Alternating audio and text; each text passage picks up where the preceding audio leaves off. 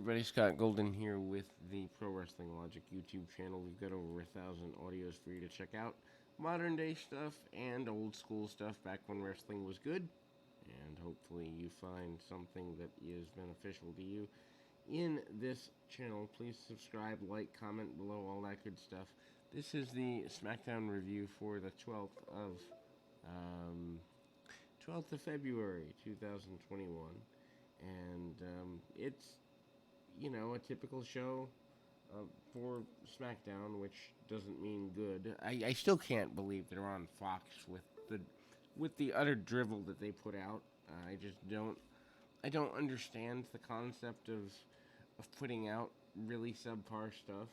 It's not the talent; it's the storytelling. Anyway, there is some good stuff on this show, so I can't bash it all. Anyhow, um, so we've got Roman Reigns coming out first. He's out with Uso and Heyman.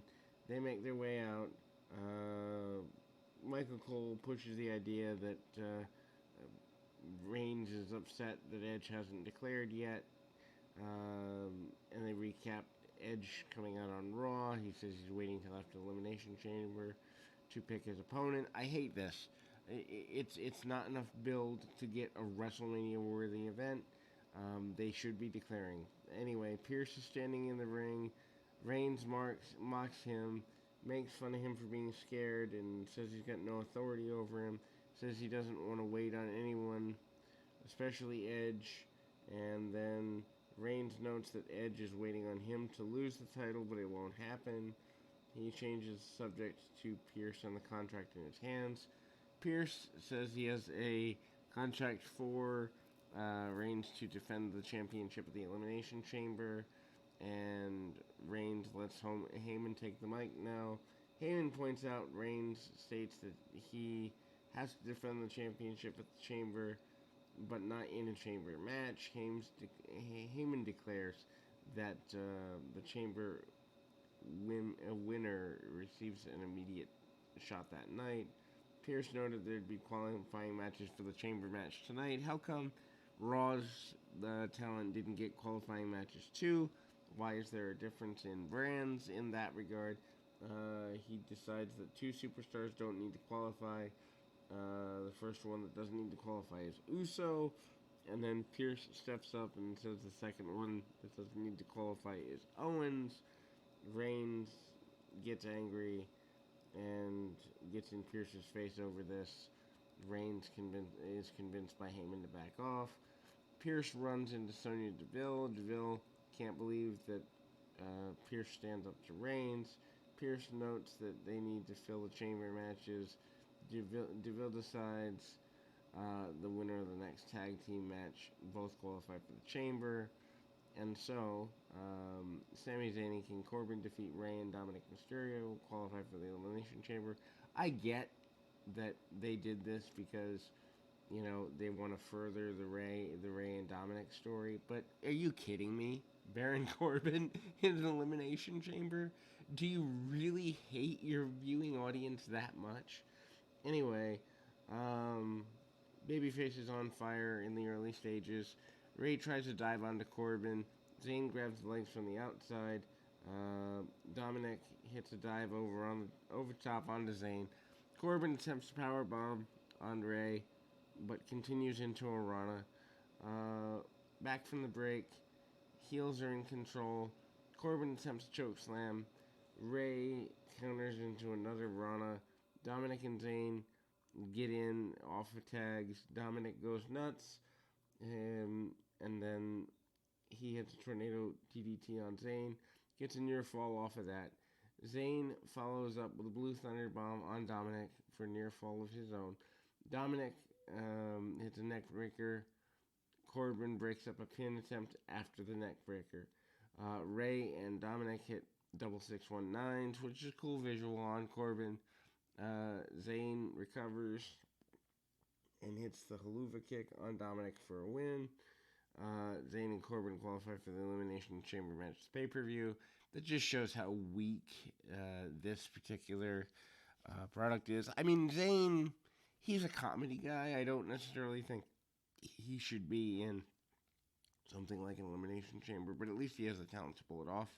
Corbin shouldn't even be in the building or in the same city as the elimination chamber, at least from where I sit. Anyway,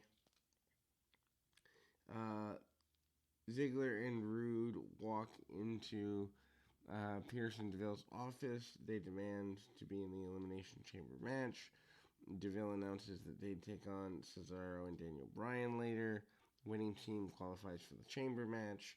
They recapped Bianca Belair beating up Reginald with her ponytail last week. Reginald approaches Sasha Banks and Kalisto in the hallway. Why Kalisto? Anyway, he gives her a glass of champagne, apologizes for last week. Banks asks Reginald if he really believes that Belair can't beat her. He confirms that he thinks Belair can't beat Banks. Banks takes the glass. Reginald walks out and stops and looks back. And then Big E makes his way to the ring. They do a recap of him beating Apollo Crews and Sami Zayn last week. Crews comes out and interrupts. He comes down to the ring. He says he knows that Big E's about to issue an open challenge, and he accepts. Big E agreed. He is about to issue an open challenge, but to him, and he said it could be Michael Cole or security guard or the janitor, but it wasn't Apollo Crews. Big E gets in Crews' face and tells him to go back to catering. Crews is offended, and he won't back down. Big E demands his next opponent come out, and Nakamura's music hits, and so Nakamura is his opponent. Not a bad match, I guess. Crews stays at ringside during the match.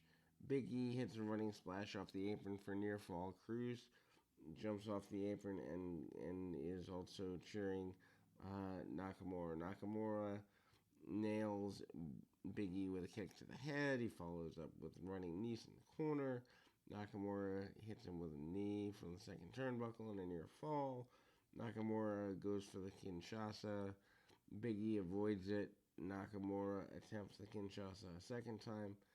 And then there's a Uranagi by Big E. Big E hits the big ending. And Crews jumps in the ring for the disqualification. Seth Rollins returns. He is returning as a member of the SmackDown roster. And so Rollins comes out to the ring. The roster is around ringside. Rollins is happy to be back where he belongs. He notes a lot's changed since Survivor Series. It's been a while since he's been out here, obviously. He says that he himself is the thing that's changed most. Rollins says he has a new vision. He talks about being a father, what it means to him. Rollins then says that he's a great leader that SmackDown needs. He can make SmackDown greater. Rollins talks about being father, mentor, and leader to the roster. The entire roster that had been around the ring to this point walked away. Rollins is encouraging people to embrace his vision. Cesaro is at ringside when the lights go off and come back on. And then Cesaro walks away and doesn't embrace the vision either. Rollins is angry, so he attacks Cesaro from behind and chop blocks him. Daniel Bryan comes out to make the save. Bayley defeats Liv Morgan with Ruby Riott. Match was fine, although a bit flat. They recap Bayley having other matches with Riott. Bayley nails Morgan with a back elbow. Morgan avoids the clothesline with a matrix, follows up with a missile dropkick, and then Morgan attempts to jump off the steps. Bayley moves out of the way. Morgan crashes into the barricade. Bayley takes over and works over her shoulder. Morgan hits an enziguri, follows up with a cold breaker for a near fall. Billy Kay comes down to ringside, apologizes to Riott. Riott throws K's resumes into the ring. Referee clears the ring out.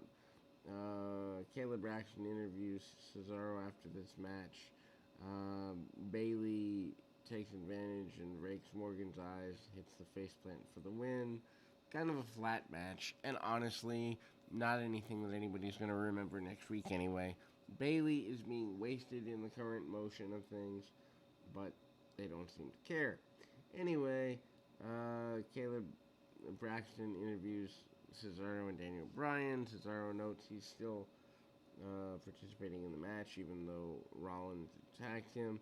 Street Profits defeat Otis and Chad Gable. Isn't this like just a babyface versus babyface match? Why are we doing this? Oh yeah, because we don't know how to write television that actually makes sense. Gable and Otis are preparing for the match earlier. Otis does squats. Gable sprays him with smoke. I guess this is supposed to be funny. Gable and Dawkins do some mat wrestling early, quickened, and they trade arm drags. Ford gets a tag. He avoids Gable. There's some flips along the middle here. Dawkins slows the pace of the match down, gets chinlock on Otis. Gets chinlock on Gable. Otis gets the hot tag. He goes nuts. And then sends Ford to the floor. Otis then hits a splash in the corner and a caterpillar on Dawkins. Gable and Otis attempt another move. Ford takes out Otis, and then Dawkins hits Spinebuster on Gable. Ford hits Frog Splash for the win. I at least respect the athleticism of the Street Profits now. They've kind of grown on me. I hate the way they're booked. I think they look goofy. I think that Bianca Belair breaking away from them is good for her career, if they do it eventually, but it's just flat. Anyway, Women's Champion Sasha Banks makes her way to the ring. She noted that everyone is talking about Bianca Belair and her decision. Basically, Banks likes Belair and thinks of her as a big little sister. Banks wants Belair to pick her for WrestleMania. I don't know that a babyface endorsement is the way to go with this. Anyway, Belair makes her way out to the ring. She acknowledges Banks as well. Noted that this is her time. And tag champs Nia Jax and Shayna Baszler interrupt.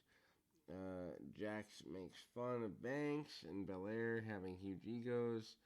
Baszler notes they won the tag titles the same night as Belair won the Royal Rumble. Not that anybody cares about the women's tag titles anymore.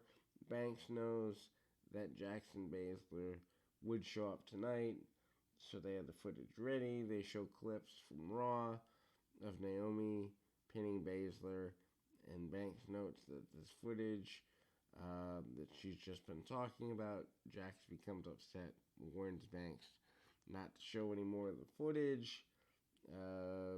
They show clips of Jax and Lana from Raw.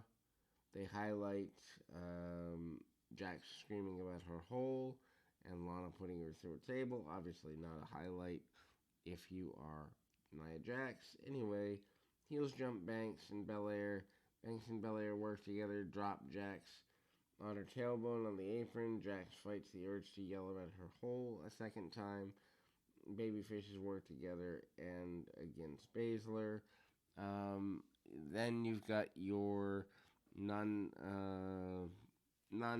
Elimination Chamber qualifying match. Daniel Bryan and Cesaro defeating the tag champions Dolph Ziggler and Robert Roode. Decent tag match. Good story to be told here. Odd that this is your main event, but anyway, babyfaces have early advantage. Heels take over. Bryan fights back. Roode knocks Cesaro off the apron. Bryan applies the label lock, and Roode makes it to the ropes, just barely though. Bryan tries a suicide dive, misses and hits Cesaro instead. Heels take over. Sami Zayn and Corbin come down to watch the match. And back from the break, heels are in control. Bryan is isolated. Ziggler attempts a superplex. Bryan knocks him off.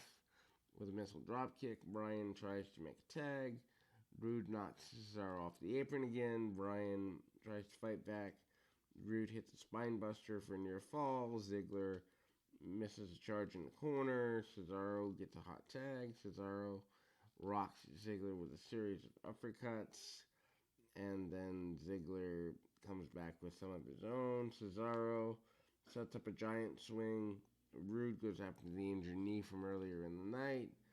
Bryan takes out Rude with a dropkick. Ziggler takes advantage and hits a famouser on Cesaro for a near fall. Cesaro recovers, catches Ziggler in the torture rack, and Cesaro does a giant swing and the sharpshooter for the win. And obviously Bryan and Cesaro are in the Elimination Chamber. I mean, I guess it's fine.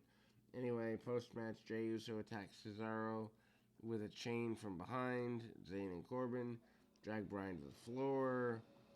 Zayn turns on Corbin, and everybody starts hitting big moves on each other. Kevin Owens' music hits. He runs to the ring. He hits stunners on everyone. Reigns watches from the back as Owens posed in the ring. I mean, unless this is going, and I don't think it is, but unless this is going to, Owens winning at Elimination Chamber or Fastlane or something, I'm so tired of this Owens and Reigns feud at this point that it really just flattens the curve. Anyway, till next time, keep your feet on the ground, your mind in the moment. Till next time, everybody.